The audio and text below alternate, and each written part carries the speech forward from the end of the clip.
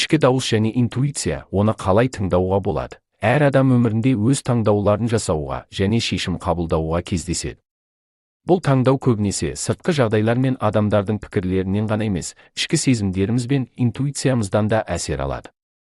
Ішкі дауыс пен интуиция бұл біздің ішкі әлеміміздің маңызды бөліктері. Олар бізге өмірдегі күрделі мәселелерді шешуге және дұрыс жолды таңдауға көмектеседі. Бірақ бұл дауысты есту және оған сену әрдайым оңай бола бермейді. Көп адамдар бұл дауысты естімейді немесе естігенімен оны жиі елемейді. Өйткені қоғамның қысымдары, қорқыныштар немесе сыртқы факторлар ішкі сезімдерімізді басады. Дегенмен ішкі дауыс пен интуиция адам өмірінде маңызды шешімдер қабылдауда үлкен рөл атқарады.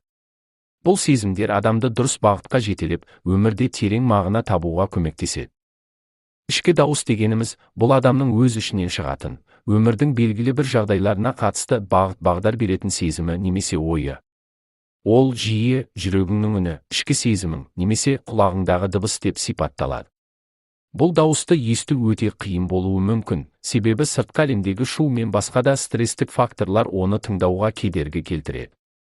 Ішкі дауыс көбінесе адамдарға белгілі бір әрекеттің дұрыстығын немесе қателігін сезіндіреді. Мысалы, сіз белгілі бір жағдайға қатысты шешім қабылдағанда немесе жол таңдағанда, сіздің ішкі сезімдеріңіз дұрыс жолды таңдайтыныңызды немесе жаңылысып бара жатқаныңызды көрсетеді.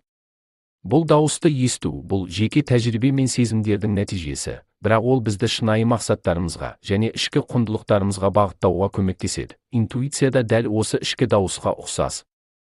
Бірақ ол көбінесе автоматты және жылдам жұмыс істейді. Интуиция бұл адамның санасында көрінбейтін ақпаратты өңдеу қабілеті. Ол көбінесе логикалық түсінікпен немесе талдау мен есептеумен түсіндірілмейді. Бұл негізінен адамның жүрегіндегі немесе сана сезіміндегі бірдеңе дұрыс болмай тұр деген сезім. Интуицияда дауыстың өзгермелі түрі, бірақ оның әрдайым дәл болғаны анық емес.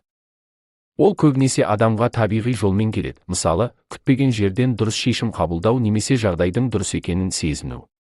Интуиция адамның ішкі тәжірибесіне негізделген және әдетте адамның өмірінде бұрынғы қателіктері мен жетістіктері арқылы қалыптасады. Ішкі дауыс пен интуицияны тыңдау бұл адамның өз ішкі әлемін түсінуге, өз сезімдеріне сенуге және өмірдегі шешімдерді қабылдауға, жауапкершілікпен қарауға мүмкіндік береді.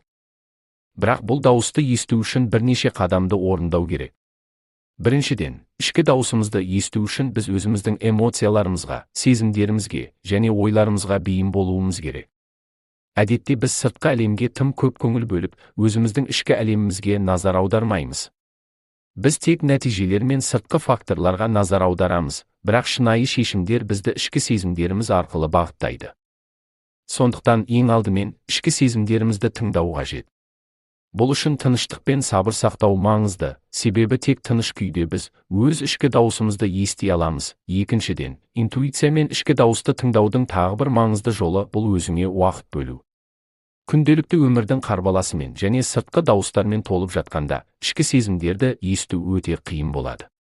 Сондықтан өзіңе уақыт бөліп, медитация жасау немесе табиғатта серуендеу сияқты тыныштық әкелетін әрекеттермен айналысу арқылы интуицияны сезінуге мүмкіндік беруге болады.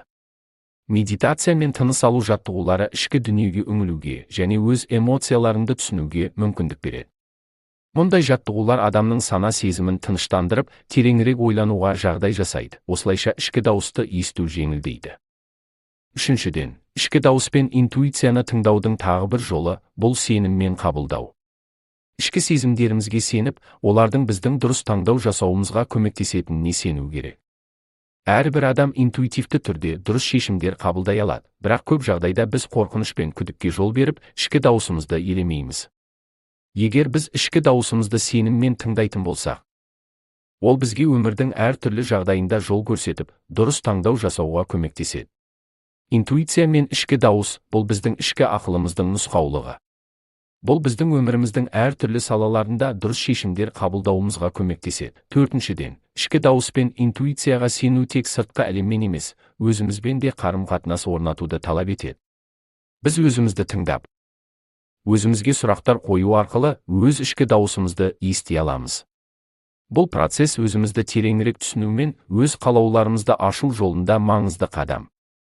Ішкі дауысты тыңдаудың нәтижесінде біз өміріміздегі нақты мақсаттарды анықтаймыз, өз жолымызды табамыз, және өмірлік шешімдерді шынайы түрде қабылдай аламыз. Интуиция мен ішкі дауысты тыңдау адамға өз өмірін тереңірек түсінуге, оған сәйкес шешімдер қабылдауға және шынайы бақытты табуға көмектеседі.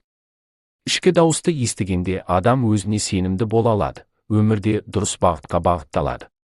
Интуиция мен ішкі дауыс біздің ішкі әлеміміздің айнасы болып табылады. Олар бізді шынайы мақсаттарымызға жетелеп, бізге өмірде маңызды таңдау жасауға көмектеседі. Және бұл дауыстарды есту арқылы адам өзін толықтай түсініп, өзіне деген сенімділігін арттырады.